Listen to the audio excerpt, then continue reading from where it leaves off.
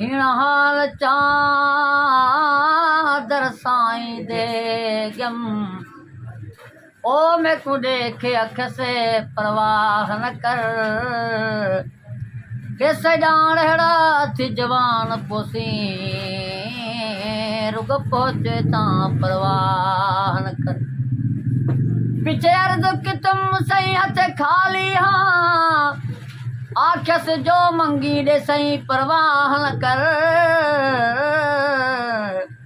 आखिम दफ्तर दर्द मदीद न खोली आखिस ॾितम वार सभई परवाह न कर आखिम सही ॾींहं मशर दे न मजबूर करी आखिस ॾितम छोड़ सभई परवाह न कर सुभान अल्लाह। आखिम सही मिस्कीन गरीब अकेला आखि सां गॾु तेना परवाह न कर जीअं सजण निभाए थो ईअं कंहिं न निभाए जीअं सजण निभाए थो ईअं कंहिं न निभाए हो मिल मोड़ हूंदे माफ़ी मिल मोड़ हूंदे माफ़ी रोहन जी सफ़ाई जीअं मदनी निभाए थो ईअं कंहिं न निभाए जीअं सजण निभाए थो ईअं कंहिं न निभाए जहिड़ो सोणो हसी दंगया वरी खुलको हथ से अहिड़ो जहिड़ो सोणो हसी दंगया वरी खुलको हथ से अहिड़ो वो दिलियूं कैद करे पल में दिलियूं कैद करे पल में पुतन जी न रिहाई जीअं साईं निभाए थो ईअं कंहिं न निभाए जीअं मदनी निभाए थो ईअं कंहिं न निभाए सुभान अल्लाह। विख विख ते खता मुंहिंजी विख विख ते अता साईं जी पर जे तूं न गंढी है किनड़ी को त गंढण वाल नहीं सुझदा जे ढकी न ऐबो घाड़ी दे त को ढकण वाल नहीं बुझंदा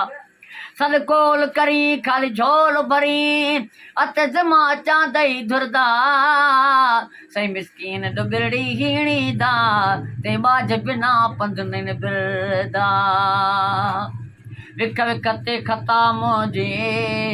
विख विख ते अता साईं जी विख विख ते खता मुंहिंजी विख विख ते अता साईं जी बरसात करे बरसात करे रहमत जी रसाई